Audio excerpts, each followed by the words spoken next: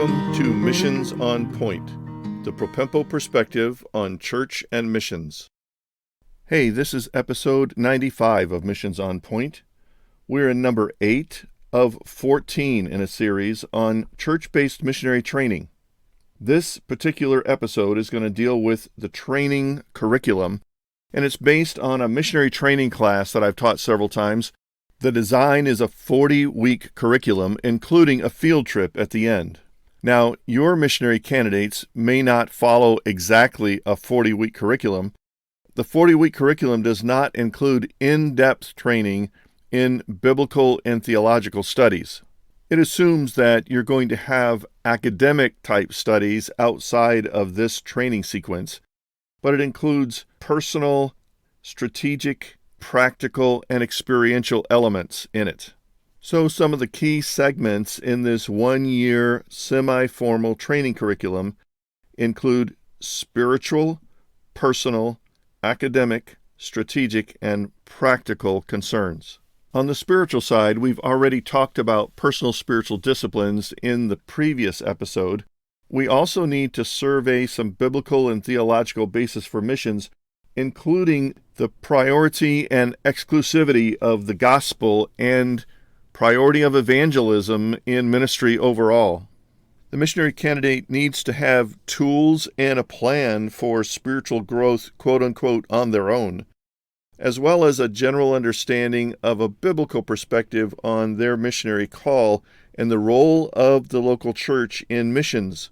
I find it helpful to do some biographical studies of what would be Old Testament missionaries and New Testament missionaries, including the character of missionaries, especially as it's set next to the character of leaders in the local church. Those kinds of things are the bridge into personal areas, including the much misunderstood and often neglected talk about missionary roles and responsibilities on the field, including all of their field relationships and teamwork, having biblical confrontation skills or conflict resolution skills. One of the things that missionaries don't realize is how much administration and organization is required of them when they get to the field, and you need to give them some hints and questions and exercises to help them grow in those areas. An understanding of teamwork and consensus and unity among a team that may be very diverse in their background and understanding is very significant.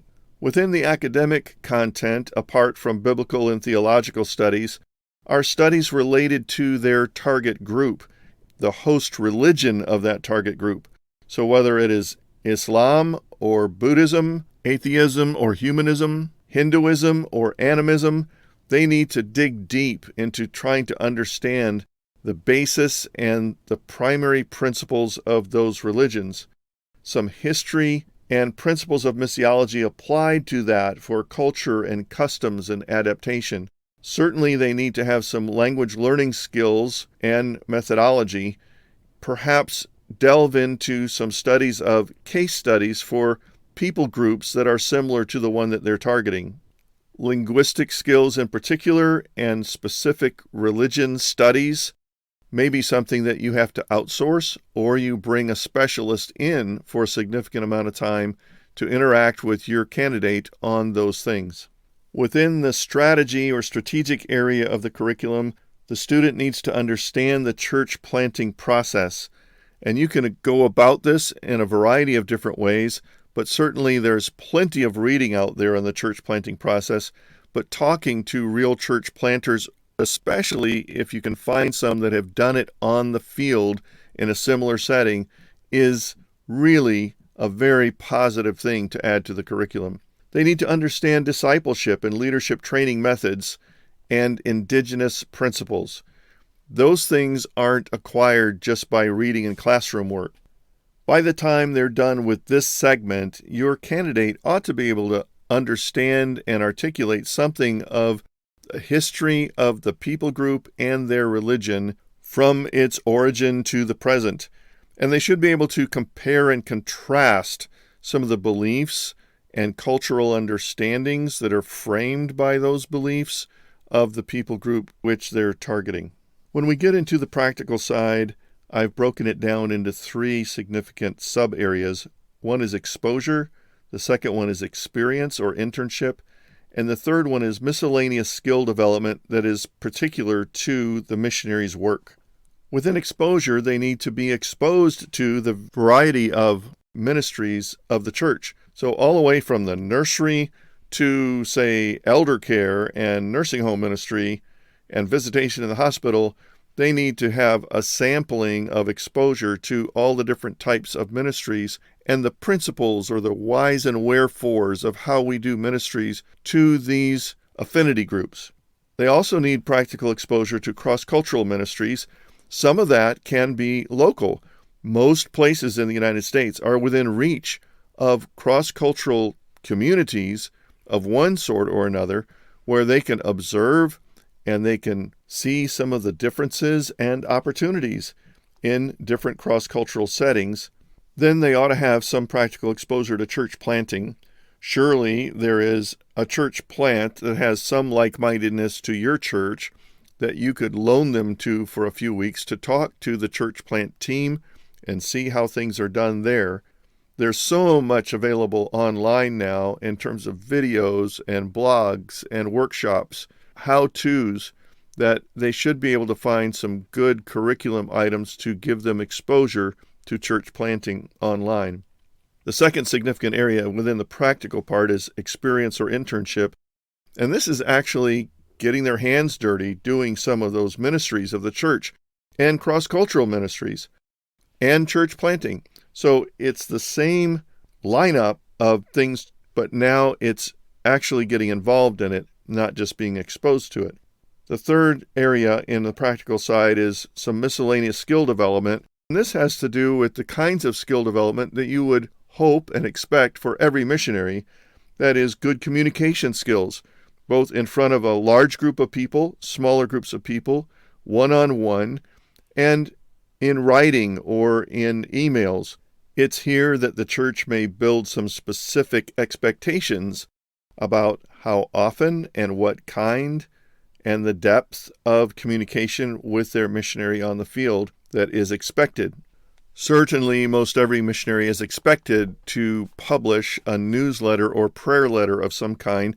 My recommendation is at least quarterly to a broad spectrum of a large mailing list. There are other segments of that need greater and deeper and more beneath the surface kind of communication for those that are caring for them within their sending church and their missions team or their supporting constituency. That leads to the next area of support raising. This seems to always be a challenge, and it is. But support raising is something that has to be done, and it is actually a part of the ministry. It's not just a necessary evil. It is a God-ordained partnership that is an essential segment of their ministry. Missionaries don't do support raising in order to do ministry. Support raising is a part of the ministry. The church and its people and its supporting structures can help in that process, so the missionary is not hanging out there alone trying to do it all themselves. A third area is use of technology. Even though most young adults I've met recently would say that they're pretty techy in their understanding of use of technology, what they don't know is that their use of technology is pretty much exclusively limited to their smartphone and social apps. Those tools are far from the extent of what is needed for a missionary to understand in order to be very productive on the field in doing all the things that they're expected to do in ministry. Texting and social apps by themselves just don't cut it. The fourth significant area is personal safety, security, and contingency planning. These things are not easy to think about from the United States perspective. However, they are really essential when you go to the field. People who have been raised in a suburban atmosphere in the United States need to learn some tools to help them with situational awareness, that is, street savvy, and knowing something about personal safety and security, even of their stuff, wherever they live. Contingency planning has to do with how they react when bad things happen on the field. Maybe they're robbed. Maybe they're mugged. Maybe they are confronted with an unusual situation of politics or rioting or social upheaval in a way where they have to actually leave their place in order to be safe. And then where do they go and what do they do? And how long do they stay? Fortunately, in today's world of missions, there are some excellent training sequences specifically for those kinds of things. That is probably something that your church is going to want to outsource if the mission agency itself doesn't provide it or outsource it also.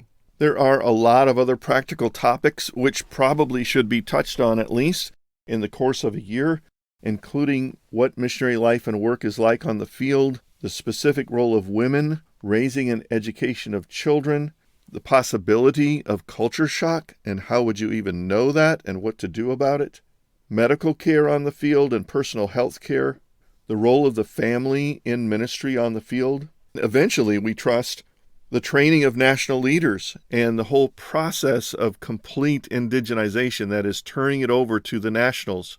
This course of study, whether it is the outline that I've just given you or some other outline that you come up with or you borrow from some other church, usually includes a lot of reading and reflection. So there are a number of books, between 25 and 30 on my list for this one-year course. That's a pretty rapid pace of digestion of new material and reading that has to be done. Last but not least is the field trip. Someone has to plan this thing pretty far in advance in order to make it all work. But the idea is to have a field trip that exposes the missionary candidate to as close as possible to the target area or people group that they want to go to.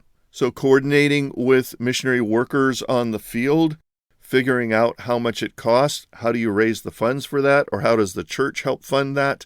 Who is going to be their guide and what experiences are you going to have on the field with respect to actually learning the things that they're going to do, and that is to see practicalities of life and work on the field, including the target culture, the target people. What are some of the impediments or oppositions to the gospel that may exist there? Anything that they can do on that field trip that adds a three-dimensional aspect to their training and exposure and experience thus far is going to be a great asset to confirming their call and their direction for the future. As you can tell, this little summary is just the tip of the iceberg of ideas for you to implement in church-based training for your missionary candidate. In the next few episodes of this series, we're going to talk about some additional preparation, but also some key factors in the missionary's heart as they prepare to go. The last few episodes of this series are going to deal with shepherding on the field and some additional field-based accountability and focus, as well as the partnership agreement between the church and the mission sending agency. So I hope you'll stick with us. Thanks for joining us today on Missions on Point, the Propempo perspective on church and missions. I trust that you'll find more help and resources on the website, propempo.com. Please prayerfully consider supporting this ministry. Now to God be glory in the church and in Christ Jesus forever and ever. Amen.